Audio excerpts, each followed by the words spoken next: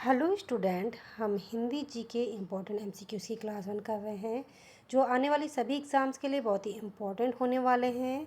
चलिए स्टार्ट करते हैं। इससे पहले यदि आपने हमारे चैनल को लाइक, सब्सक्राइब और शेयर नहीं किया है तो जाके कर दीजिए। बेल आइकन को दबा के रखिए ताकि आने वाली सभी क्लासेस की नोटिफिकेशन आप लोगों को मिलती रहे। तो चलिए स्टार्ट करते हैं।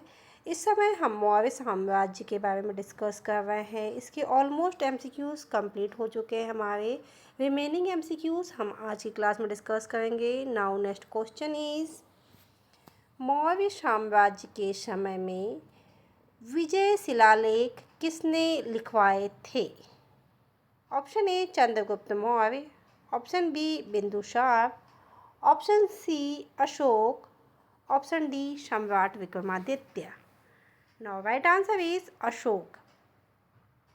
सम्राट अशोक ने विजय शिलालेखों के माध्यम से अपनी युद्धों की जानकारी दी थी, जिसमें विशेष रूप से कलिंग युद्ध का उल्लेख था और उसके बाद के धर्म परिवर्तन का विवरण था। ओके, क्या किया अशोक ने? शिलालेखों के माध्यम से अपने तमाम युद्धों के बारे में लिखा, परंतु जो 13वां नंबर का शिलालेख था जिसमें उनके धर्म परिवर्तन के बारे में लिखा गया था और कलिंग के युद्ध में होने वाले विनाश के बारे में लिखा गया था, वो बहुत ही ज़्यादा इम्पोर्टेंट है। Okay, now next question, Maurya साम्राज्य के समय में सम्राट अशोक ने किस स्थान पर बौद्ध धर्म के प्रचार के लिए शिलालेख लिखवाए थे?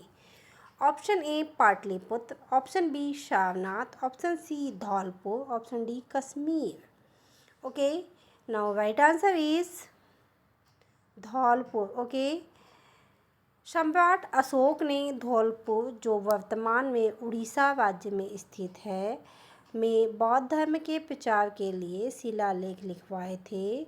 ये शिलालेख उनके धम्म नीति के तहत थे। ओके, जो क्या है, बौद्ध धर्म में धम्म की नीति बहुत ही ज़्यादा इम्पोर्टेंट है, उसी हिसाब से उन्होंने शिलालेख लिखवाए थे जिसमें धम्म की नीति के इम्पोर्टेंस के बारे में बताया गया था। ओके, और ये लिखाए कहाँ थे? धौलपुर में, जो अभी के वर्तमान कहाँ पे? उड़ीसा में स्थित है ये जगह। ठीक है, नाउ नेक्स्ट क्वेश्चन, मौर्य साम्राज्य में पाटलिपुत्र का क्या महत्व था? ऑप्शन ए एक प्रमुख व्यापारिक केंद्र था, ऑप्शन बी यह धार्मिक शिक्षा का केंद्र था, ऑप्शन सी यह साम्राज्य की राजधानी था, ऑप्शन डी यह शाही परिवार का निवास स्थान था।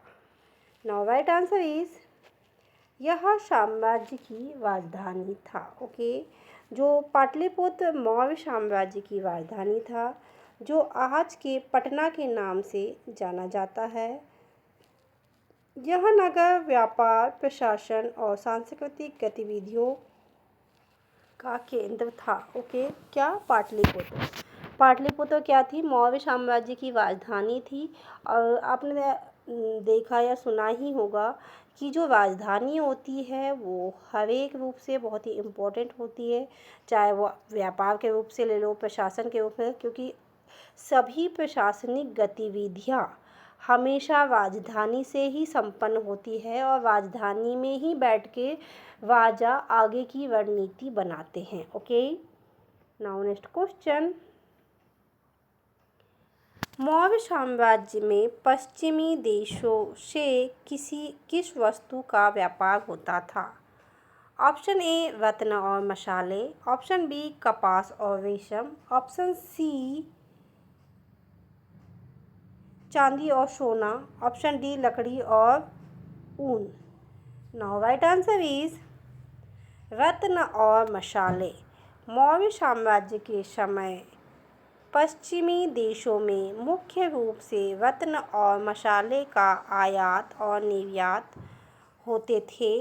मौर्य साम्राज्य के व्यापारी वास्तव में के माध्यम से इन वस्तुओं का आदान प्रदान करते थे। Okay, now next question, Maurya साम्राज्य में के सम्राट अशोक शासनकाल में कौन सी महत्वपूर्ण घटना घटी? ठीक है। जब किसका अशोक का शासनकाल चल रहा था, तो उसकी एक महत्वपूर्ण घटना के बारे में बताना है। मौर्य साम्राज्य का पतन, ऑप्शन बी कलिंग का युद्ध और धर्म परिवर्तन, ऑप्शन सी गंगा नदी का पुनर्निर्माण, ऑप्शन डी दक्षिण भारत पर विजय। Now right answer is Kalinga का युद्ध और धर्म परिवर्तन, यानी कि सम्राट अशोक जो है, उनके जीवन काल की सबसे महत्वपूर्ण घटना कलिंग का युद्ध ही है। क्योंकि कहते हैं ना कि एक इंसान को, यानी कि एक मार्ग से दूसरे मार्ग पे जाने के लिए जो प्रशस्तिकरण मिलता है, वो प्रशस्तिकरण किसको, सम्राट अशोक को इस युद्ध के बारे में मिला। उनका अचानक से माइंड चेंज हो गया कि ये जो लड़ाई झगड़े इन सब चीज़ों में कुछ नहीं रखा है, सिर्फ विनाश ही होता है। इसीलिए उन्होंने बौद्ध धर्म को अपनाने के लिए प्रेरित किया। ठीक है। और क्या हुआ, उन्होंने धम्म की नीति लागू की। जब उन्होंने कलिंग के युद्ध में विनाश को देखा, तब वो बहुत ज़्यादा विचलित हो गए और उन्होंने धम्म की नीति लागू की। नाउ नेक्स्ट क्वेश्चन, मौर्य साम्राज्य में एक सम्राट के रूप में चंद्रगुप्त मौर्य का क्या योगदान था। ठीक है। ऑप्शन ए, उन्होंने मौर्य साम्राज्य की नींव रखी, ऑप्शन बी, उन्होंने धर्म को अपनाया, ऑप्शन सी, उन्होंने कला और साहित्य को प्रोत्साहित किया, ऑप्शन डी, उन्होंने भारतीय समुद्री मार्गों की खोज की। नाउ राइट आंसर इज उन्होंने मौर्य साम्राज्य की नींव रखी। ओके।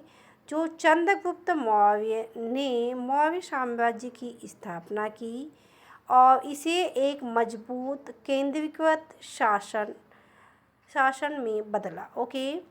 उन्होंने भारत के विशाल भूभाग को एकजुट किया और उसे एक साम्राज्य के रूप में स्थापित किया। यानी कि कहना चाहिए कि चंद्रगुप्त मौर्य का योगदान मौर्य साम्राज्य के लिए बहुत ही इम्पोर्टेंट है। क्यों? क्योंकि उन्होंने ही मौर्य साम्राज्य की नींव रखी थी। ओके। उन्होंने क्या किया, जो बिखरा हुआ साम्राज्य था उसको कहना चाहिए कि अलग अलग गुटों में टूटा हुआ था, उसको इकट्ठा किया और एक विशाल साम्राज्य की स्थापना की। नाउ नेक्स्ट क्वेश्चन, मौर्य साम्राज्य के कौन से सम्राट ने जैन धर्म को अपनाया था। Option A Bindusara, option B Chandragupta Maurya, option C Ashoka, option D सम्राट Vikramaditya. Now right answer is Chandragupta Maurya. Okay. जो चंद्रगुप्त मौर्य ने अपने अंतिम वर्षों में जैन धर्म को अपनाया और आचार्य भद्रबाहु के साथ दक्षिण भारत के श्रवणबेलगोला में जीवन बिताया था। ठीक है। किस धर्म को अपनाया था? जैन धर्म को। और उनके आचार्य कौन थे? Bhadrabahu. Okay.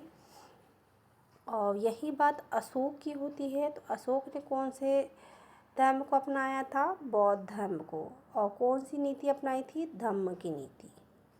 Now next question, Maurya साम्राज्य में प्रशासनिक विभागों का जिम्मा किसके द्वारा किया जाता था? ऑप्शन ए राजकुमार, ऑप्शन बी प्रधानमंत्री, ऑप्शन सी विभिन्न मंत्रियों के अधिकारियों द्वारा, ऑप्शन डी ब्राह्मण पंडित। नाउ राइट आंसर इज विभिन्न मंत्रियों और अधिकारियों द्वारा। मौर्य साम्राज्य में प्रशासन के विभिन्न विभागों की जिम्मेदारी मंत्रियों और अधिकारियों द्वारा निभाई जाती थी। इन विभागों में न्याय, सेना, राजस्व और गुप्तचर विभाग सम्मिलित थे। ठीक है। क्या है, किसी एक को पूरी जिम्मेदारी नहीं गई थी, अलग अलग विभाग बनाए गए थे। जैसे न्याय का विभाग, सेना का अलग, राजस्व का अलग, गुप्तचर का अलग, इन सबों को अलग अलग रिस्पॉन्सिबिलिटीज़ दी गई थी। Okay. Now next question, Maurya साम्राज्य में अशोक चक्र का क्या महत्व है? ऑप्शन ए, यह एक विजय का प्रतीक था। ऑप्शन बी, यह शांति का प्रतीक था। ऑप्शन सी, यह व्यापारिक चिन्ह था। ऑप्शन डी, यह युद्ध के हथियार का प्रतीक था। Okay, now right answer is यह शांति का प्रतीक था। ओके, अशोक चक्र शांति का प्रतीक था और यह बौद्ध धर्म के सिद्धांतों का प्रतिनिधित्व करता है। यह चक्र भारतीय राष्ट्रीय ध्वज का हिस्सा है। नाउ नेक्स्ट क्वेश्चन, मौर्य साम्राज्य के समय में राजगृह का क्या महत्व था? ऑप्शन ए, यह एक प्रमुख व्यापारिक केंद्र था। ऑप्शन बी, यह एक प्रमुख धार्मिक स्थल था। ऑप्शन सी, यह युद्ध का स्थल था। ऑप्शन डी, यह राजधानी था। नाउ राइट आंसर इज यह एक धार्मिक स्थल था। राजगृह मौर्य साम्राज्य का एक धार्मिक स्थल था जहां बौद्ध धर्म से संबंधित कई महत्वपूर्ण घटनाएं घटित हुई थी। Okay, now next question, Maurya साम्राज्य के समय में राजगृह का क्या महत्व था? जो हमने अभी पढ़े वही चीज़ है ये। नाउ नेक्स्ट क्वेश्चन, मौर्य साम्राज्य के किस सम्राट ने पहली बार कलिंग युद्ध लड़ा था? यहाँ पे पहली बार दिया हुआ है तो कंफ्यूज नहीं होना है, ठीक है। Option A, Chandragupta Maurya. Option B, Bindusara. Option C, Ashoka. Option D, सम्राट Vikramaditya. Now right answer is Ashoka, ठीक है। सम्राट अशोक ने कलिंग का युद्ध लड़ा था जिसमें भारी रक्तपात हुआ था। इस युद्ध के बाद उन्होंने अहिंसा की नीति अपनाई और बौद्ध धर्म को अपनाया था। Okay, now next question, Maurya साम्राज्य में अर्थशास्त्र में किस विषय पर विशेष ध्यान दिया गया था? ऑप्शन ए, बौद्ध धर्म। ऑप्शन बी, कृषि। ऑप्शन सी, शासन और नीति। ऑप्शन डी, युद्ध और शांति। नाउ राइट आंसर इज शासन और नीति। अर्थशास्त्र में शासन, राजनीति, प्रशासन और अर्थव्यवस्था के विषय पर विशेष ध्यान दिया गया था। यह ग्रंथ राज्य संचालन और शासन के सिद्धांतों पर आधारित था। ओके, और अर्थशास्त्र के जो लिखने वाले लेखक थे वो कौन थे? चाणक्य जी। ओके, कौन? चाणक्य जी। नाउ नेक्स्ट क्वेश्चन, मौर्य साम्राज्य के समय में अशोक की शिलालेख किस उद्देश्य से लिखवाए थे? ऑप्शन ए, युद्ध की घोषणा। ऑप्शन बी, बौद्ध धर्म के सिद्धांतों का प्रचार। ऑप्शन सी, व्यापारिक मार्गों की जानकारी। ऑप्शन डी, शाही आदेशों का प्रचार। ओके, नाउ राइट, बौद्ध धर्म के सिद्धांतों का प्रचार। अशोक ने शिलालेखों के माध्यम से बौद्ध धर्म के सिद्धांतों का प्रचारित किया और शाही आदेशों के जरिए अहिंसा और शांति का संदेश दिया। Okay, now next question, Maurya साम्राज्य में धम्म की नीति किसने लागू की थी? नो डाउट हम इतना सारा पढ़ चुके हैं। तो जो धम्म की नीति थी वो किसने लागू की थी? Option A, Chandragupta Maurya. Option B, Bindusara. Option C, Ashoka. Option D, सम्राट Vikramaditya. Now right answer is Ashoka. Okay, मैं आपको बता दूं मौर्य साम्राज्य जितना भी है वो सिर्फ चंद्रगुप्त मौर्य और अशोक के इर्द गिर्द ही घूमता है, ठीक है। हम एक ऐसी क्लास लेंगे जिसमें पूरे युद्ध किस किस सन में लड़े गए, कौन कौन सी लड़ाई किस किस सन में लड़ी गई थी, हम उसके बारे में डिस्कस करेंगे। लेकिन पहले हम सारे साम्राज्यों के बारे में डिटेल में डिस्कस करेंगे, छोटी छोटी बातें डिस्कस करेंगे। उसके बाद में जब हम जितने भी साम्राज्यों ने जितने भी युद्ध लड़े हैं उनके बारे में क्या करेंगे, एक साथ सारे सन लिखवाएंगे, बताएंगे आपको। तो आपको क्या है कि ऐसे में इजी जाएगा याद रखने में। ओके, तो धम्म की नीति किसने, अशोक ने चालू की थी, और वो की थी धार्मिक सहिष्णुता और मानवता को बढ़ावा देने के लिए। नाउ नेक्स्ट क्वेश्चन, मौर्य साम्राज्य के किस शासक के समय में भारतीय कला का विकास हुआ था? Option A Chandragupta Maurya, option B Bindusara, option C Ashoka, option D सम्राट Vikramaditya. Okay, now right answer is Ashoka. सम्राट अशोक के शासनकाल में भारतीय कला का विकास हुआ था, विशेष रूप से बौद्ध कला का, जिसमें अशोक स्तंभ और अन्य वास्तुकला के अद्वितीय उदाहरण मिलते हैं। Okay, now next question, Maurya साम्राज्य में अशोक चक्र का क्या महत्व है?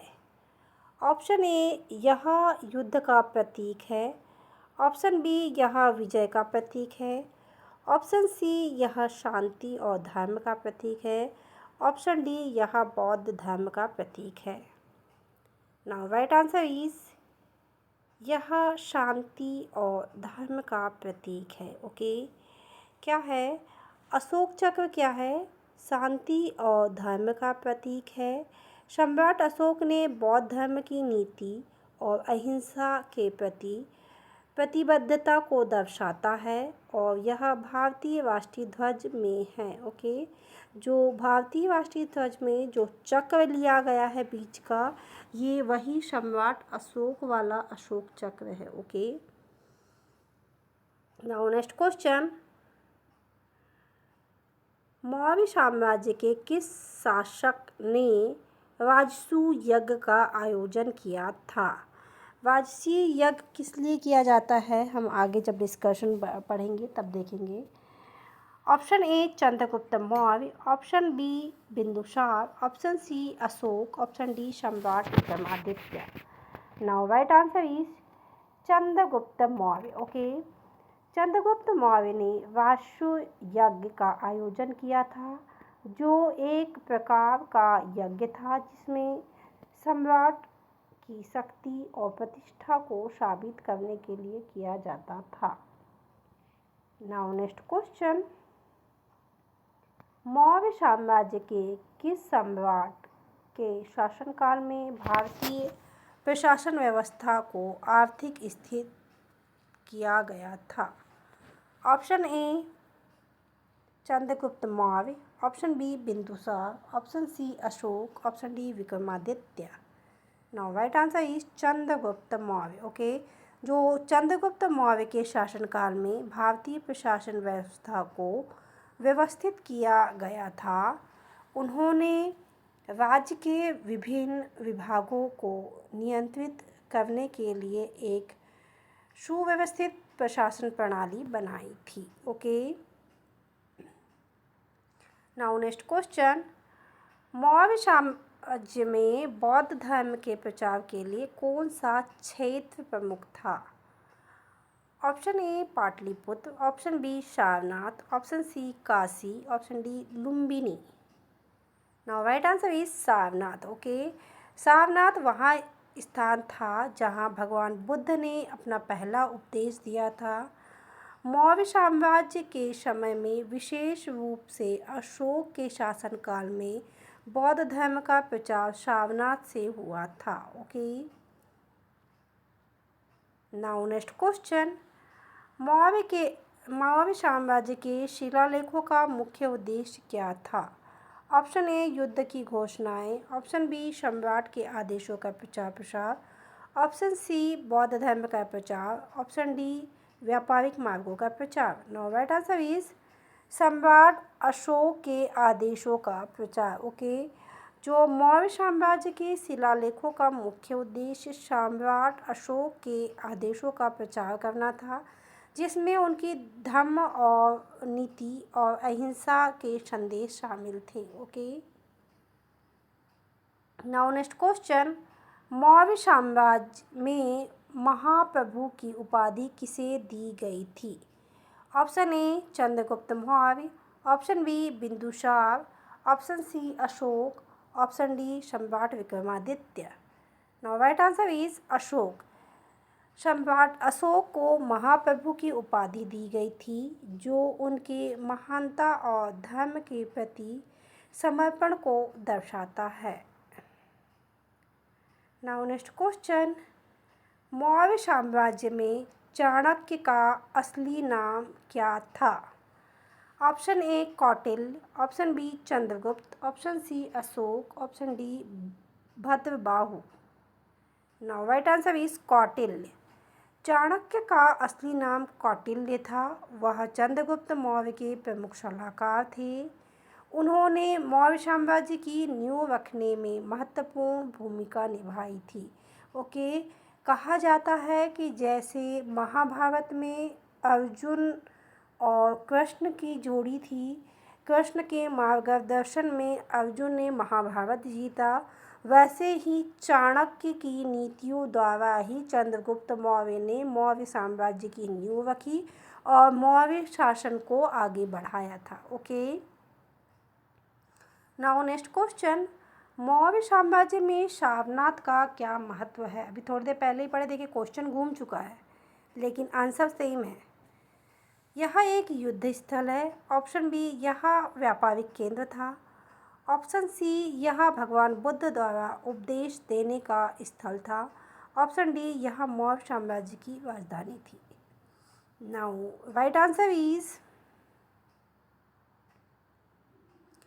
यह भगवान बुद्ध के द्वारा उपदेश देने का स्थल था। ओके, उन्होंने पहला उपदेश भगवान बुद्ध ने यहीं पे दिया था और यह बौद्ध धर्म का प्रमुख केंद्रों में से एक है। Okay, now next question, Maurya साम्राज्य के शासन में भारतीय समुद्र व्यापार किस दिशा में प्रमुख था?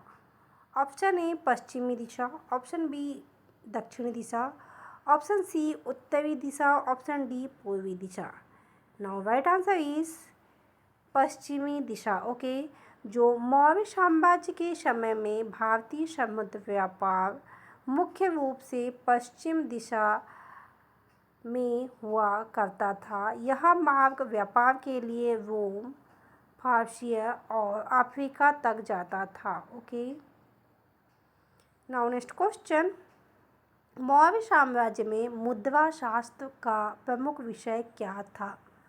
ऑप्शन ए युद्ध की रणनीति, ऑप्शन बी राजनीति और शासन, ऑप्शन सी व्यापार और मुद्रा प्रणाली, ऑप्शन डी धार्मिक उपदेश। नाउ राइट आंसर इज व्यापार और मुद्रा प्रणाली। ओके, जो मौर्य साम्राज्य में मुद्रा शास्त्र का प्रमुख विषय व्यापार और मुद्रा प्रणाली था। चंद्रगुप्त मौर्य और उनके बाद के सम्राटों ने भारतीय मुद्रा को व्यवस्थित किया और व्यापार को बढ़ाया था। सो स्टूडेंट, ये थे बहुत ही इम्पोर्टेंट MCQ जो मौर्य साम्राज्य से लिए गए थे। आज से हमारा मौर्य साम्राज्य कंप्लीट हुआ। हमने मौर्य साम्राज्य के बारे में A to Z डिस्कशन किया, जो जितना इम्पोर्टेंट था, जितना एग्ज़ाम में आ सकता था, हमने सारे MCQ डिस्कस कर चुके हैं। आई होप आज के बाद में आपको मौर्य साम्राज्य को लेके कोई भी डाउट नहीं होना चाहिए। सो स्टूडेंट, इसके बाद में हम नेक्स्ट किसी साम्राज्य के बारे में डिस्कस करेंगे, उसके A to Z MCQ discuss करेंगे। उसमें वो लड़े जाने वाले युद्ध, उसमें होने वाली रणनीति चेंज, उसमें होने वाले व्यापार, सबके बारे में डिस्कस करेंगे। सो प्लीज़ आप हमारे क्लास में बने रहिए। यदि आपने हमारे चैनल को लाइक, सब्सक्राइब और शेयर नहीं किया है तो जाके कर दीजिए। बेल आइकन को दबा के रखिए ताकि आने वाली सभी क्लासेस की नोटिफिकेशन आप लोगों को मिलती रहे। आने वाले सभी एग्ज़ाम्स के लिए आप लोगों को best of luck. Thank you for watching.